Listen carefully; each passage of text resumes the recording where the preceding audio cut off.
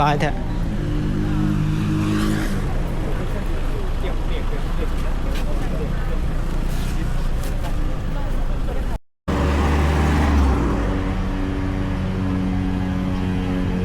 สบายดีกันเบิดสู่ผู้สุคนกับบรรยากาศวันข้านเนาะมื้อนี้วันที่11เดือนพฤศจิกตอนนี้เราอยู่ที่เขตทั้งหน้าประตูไส้ถนนลานสร้างเนาะตอนนี้มื้อนี้ก็สิพาทุกคนไปลองขี่รถเมล์ BRT ทุกคน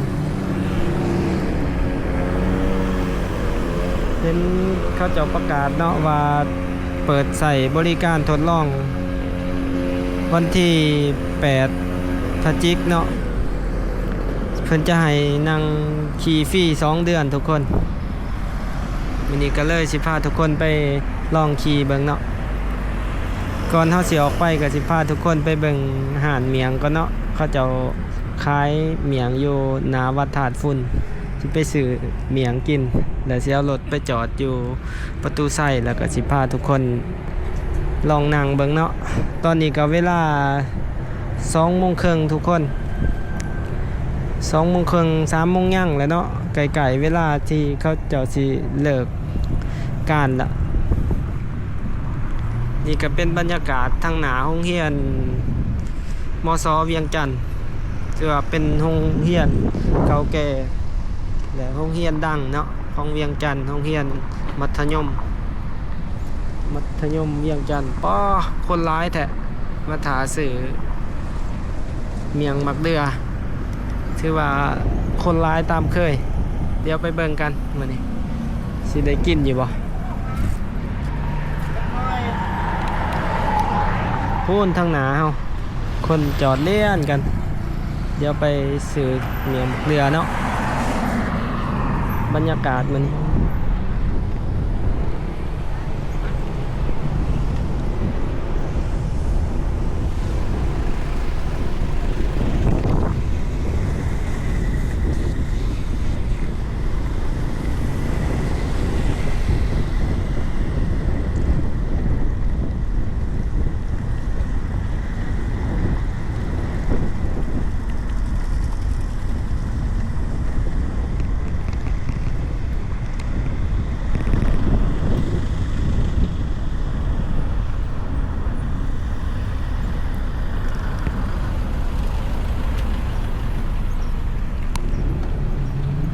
สิอ้อมเขาทาง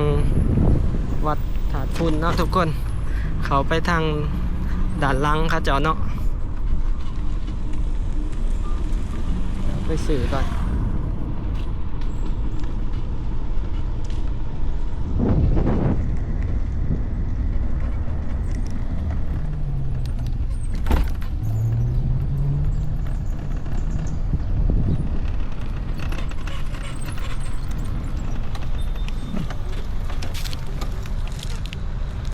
จับบัตรคิวอีกบ่ฮู้ว่า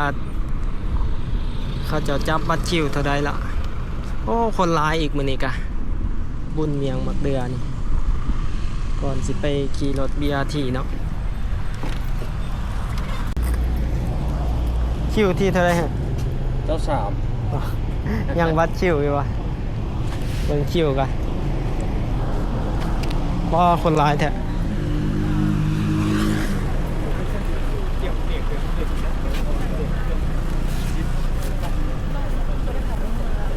คนเต็มเลยยังอยู่บัตรคิว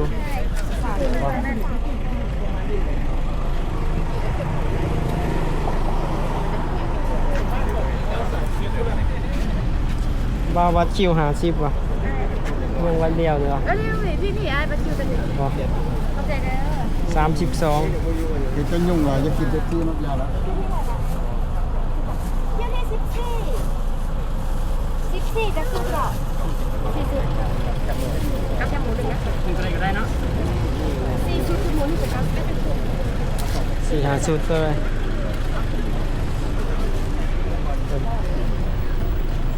เต็มคิวที่32ไปกินอยู่บ่มื้อนี้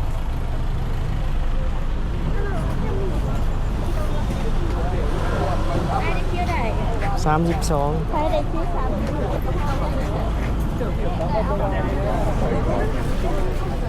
อุ้ยหัวอยู่ใครคือหัวอยู่ใครจริงเลย เอาไปได้น่ะ สามารถหรอเอาตอนเรียกอีกได้บ่เรียกไอ้ซ้ำไปเก็บไปได้เป็นน้ำเอา คนหนึงเราให้จักสุด แล้วแต่เข้าเอิดเราไม่ช้าบางทีเอาไปสุด ไอ้มาใจกันกันได้เอาไว้ให้เด้อมันกินได้แล้ว หรือว่าจะกินสมจ้ะ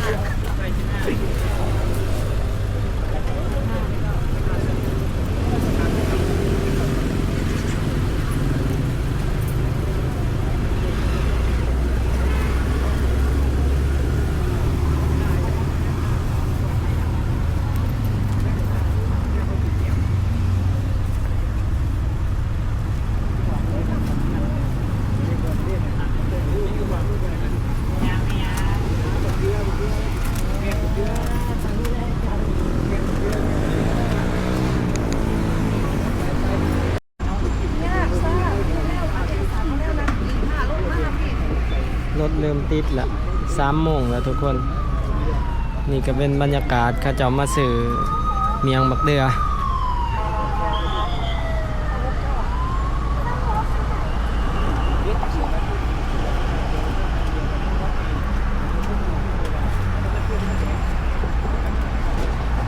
มีรถกันนำเนาะเดิน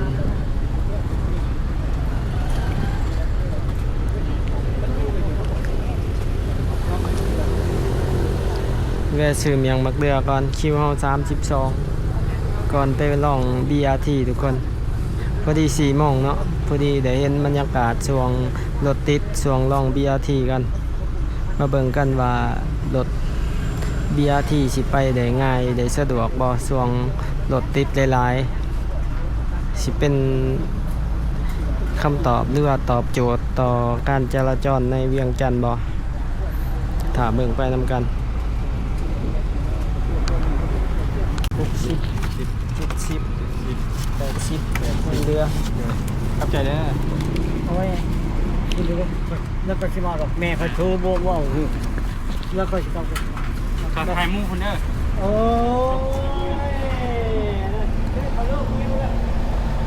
ไปได้แล้วบัดนี้เดี๋ยวเราสิไปเบิ่ง BRT ทุกคนจอดรถเดี๋ยวเราสิย่างไปพุ่นเนาะสิย่างไปถารถอยู่ป้ายรถเมล์ BRT สถานีประตูไซเบิ่งกันว่ารถมันสิไปจักโมงมาจักโมงเพราะว่าตอนนี้มันกำลังแลนบ่ทันปุ๊บนี่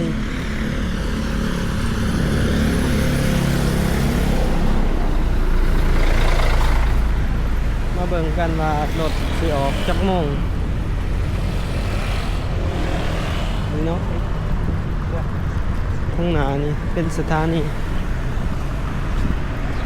นี่ก็เป็นบรรยากาศนักท่องเที่ยวที่ประตูไซนักท่องเที่ยวชาวจีนชาวเกาหลีหลายเขาก็สิไปเข้าห้องน้ำก่อนทุกคน เหนียวตอนนี้เวลา3 โมงเนาะ3 โมงตรงเนี่ย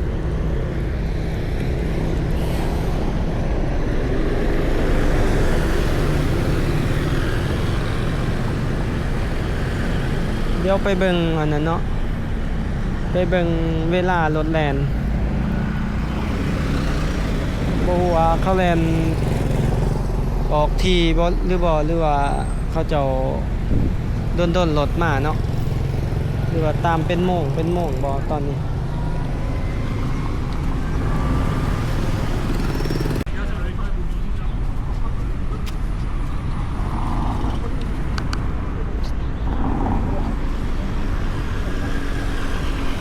อยู่นี่เป็นตู้ที่เขาเจ้ากำลังเฮ็ดเนาะตัวนี้เป็นตู้ประชาสัมพันธ์ตู้สอบถามข้อมูลเกี่ยวกับ รถ BRT UTMS บอนสอบถามข้อมูลบ่ว่าของ BRT หรือว่าข้อมูลทั่วไปเดี๋ยวไปถ่ายอยู่ป้าย BRT ทุกคนแต่ว่าต้นเลยเนาะบ่เห็นรถมาคือว่าบ่ทันหอดโมงบ่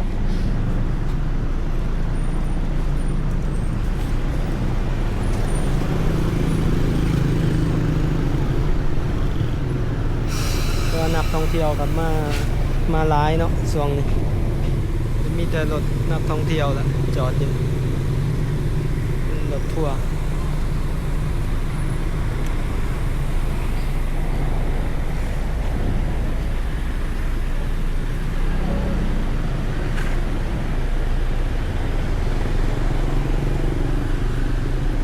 เดี๋ยวยังไปเบิ่งอยู่ป้ายรถ BRT เนาะเบิ่งว่ามีโปรแกรมหรือว่ามีตารางการแล่นบ่หรือจังไดเนาะอยู่สถานีก็สิมีป้ายลงให้ลงโฆษณาเนาะ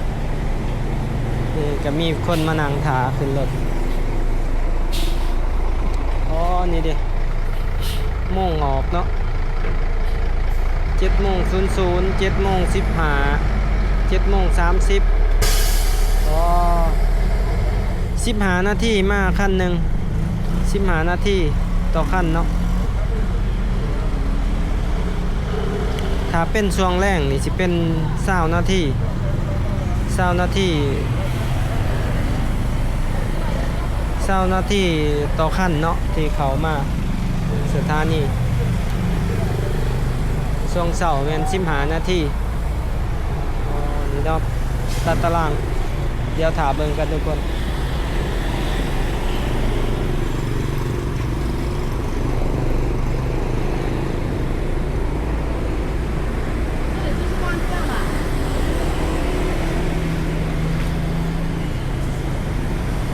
นี่เนาะแต่สิเป็นป้ายบอกสำหรับรถเมล์ BRT ที่แลนอยู่เนาะนอกซ้ายทางที่เป็นแบบซ้ายทางที่เป็นระบบเนาะก็สิมีถาดหลวงวัดเชียงขวนถาดหลวงบ้านหอมถาดหลวงทาเดือถาดหลวงโพนตอกดงโดกถาดหลวงหัวเสียงถาดหลวงทางงอนถาดหลวงดงโดกเนาะรัฐวิสาหกิจรถเมล์นครหลวงเวียงจันทน์เดี๋ยวถาขึ้นรถเมล์ทุกคนตอนนี้กับเวลา3:21 นาทีถากันเนาะอยู่ที่สถานีก็สิมีระบบความอำนวยความปลอดภัยเนาะเพราะว่าสิเป็นกล่องวงจรปิดแล้วก็ลำโพงเนาะเพื่อความสะดวกต่อการประชาสัมพันธ์ต่างๆก็ตอนนี้ก็เป็นชั่วโมงที่หลายๆคนไก่สิเลิกการเนาะ3:30รถก็เริ่มร้ายละแต่ช่วงแรงเนาะจะเวลาจะห่างแน่ประมาณ20 นาทีต่อคัน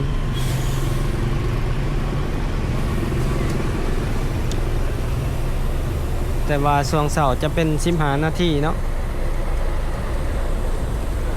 ถ้าเบิ่งกันทุกคนว่าระบบมันสิเลทซำใดเฮาสิไปวิวมอเนาะ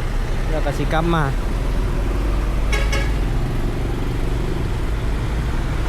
ระยะประมาณเห็นในประกาศ8 สถานีบ่ที่เพิ่นเปิด8 ป้ายรถเมล์บ่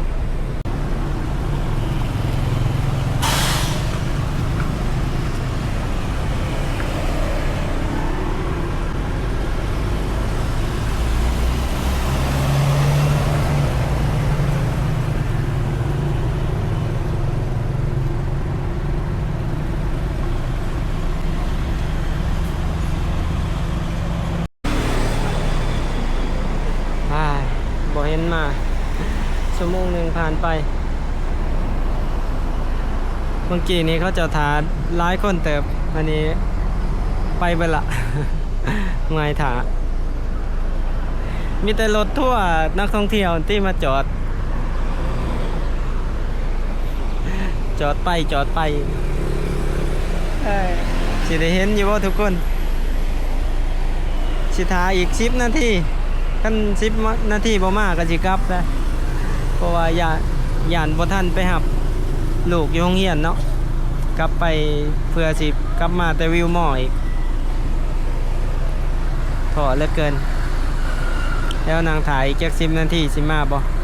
ตอนนี้ชั่วโมงหนึ่งผ่านไปแล้ว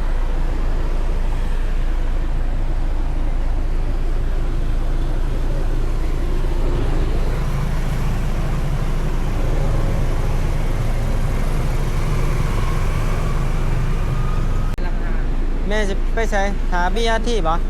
ถารถอันนี้บ่ถา เมื่อทั้งก่อน อ๋อ แล้วเมื่อเราก็หาจะไปน้ำนมปักซับไปน้ำนมปักซี อ๋อไปน้ำรถไฟฟ้าอันนี้ไปน้ำรถไฟฟ้าแล้วก็กลับมา เมื่อกี้อ่ะโอ้ ขี่รถฟรีนะ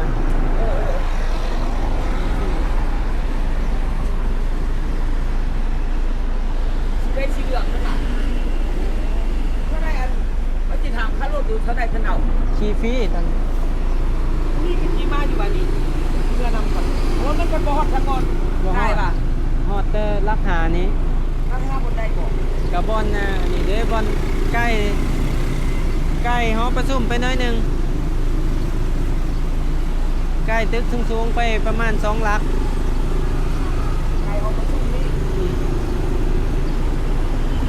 ที่จะว่าผมไปทางกรให้คนหลาย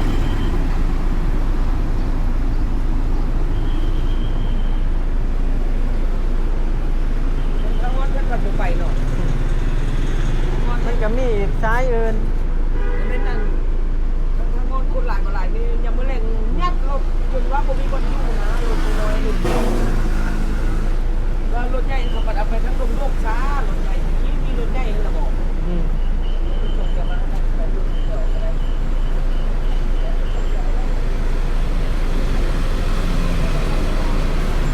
ตู้นี้เราสิไปทางงอน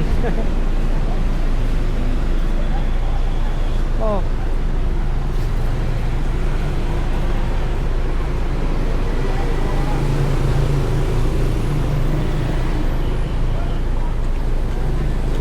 วุ่นวาย4 โมงแล้วตอนท่านเห็นรถมา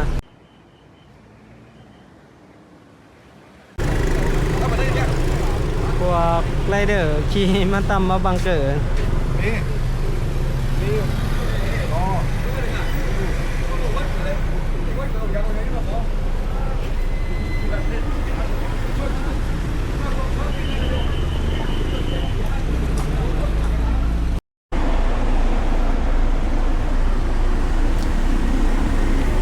ครับทุกคนชั่วโมงปลายผ่านไป 4 โมง 2 นาทีแล้วตอนนี้เข้ามาตั้งแต่3 โมงย่างเนาะตอนนี้ประมาณชั่วโมงหนึ่งกับ10 นาทีนะนั่งถาบ่เห็น ตอนเข้ามาเห็นอยู่เนอนรถ BRT แลนด์2 คันเที่ยงกันผ่านไปอยู่โพนศาสตร์มานั่งถาบ่เห็นรถมาเลยบ่ฮู้ผิดพลาดเทคนิคจังใดบ่เห็นมามีแต่สิกลับแล้วทุกคนมีแต่ถาเบิ่งมื้อหน้าเนาะทุกคนว่าสิรีวิวให้ทุกคนได้เบิ่งมื้อนี้กลายเป็นมาเบิ่งหานตำเมียงมื้อนี้ มาเบิ่งหานตำเมียงนี่ก็เป็นบรรยากาศอยู่ที่ประตูไซเนาะสถานีประตูไซเนาะก็มีจอแสดงผลรถสิมาฮอดจักนาทีละแต่ว่าปัจจุบันบ่เห็นอาสิกลับเพราะว่าถ้าขี่ไปรักหากลับมาอีกโบสิใส่เวลาซำใด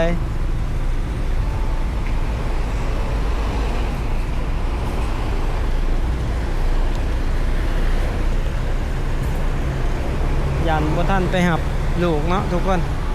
ถ้าเบิ่งมื้อหน้าเด้อทุกคนจะรีวิวให้เบิ่งอีกเทื่อนึงตอนนี้เวลา4 โมงไปแล้วถือว่ารถหลาย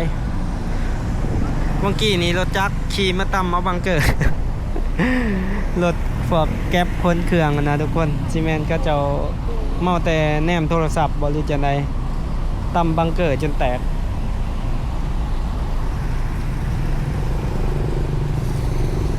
ประตูใส่ก็เต็มนักท่องเที่ยวชาวจีนเนาะ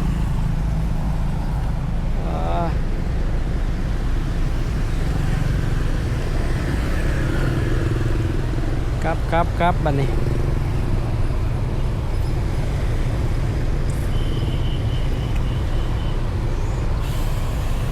4 โมงคือว่าผิดหวังเนาะมื้อนี้นั่งถาเมื่อย บ่ได้ขี่ซ้ำว่าสิไปขี่ลงอยู่รักหาแล้วก็กลับมากลับก่อนทุกคนก็สิประมาณนี้เด้อทุกคนสำหรับคลิปนี้เนาะผู้ใดมักก็อย่าลืมกดไลค์กดแชร์กด Subscribe เพื่อเป็นกำลังใจให้กันในคือเก่าทุกคน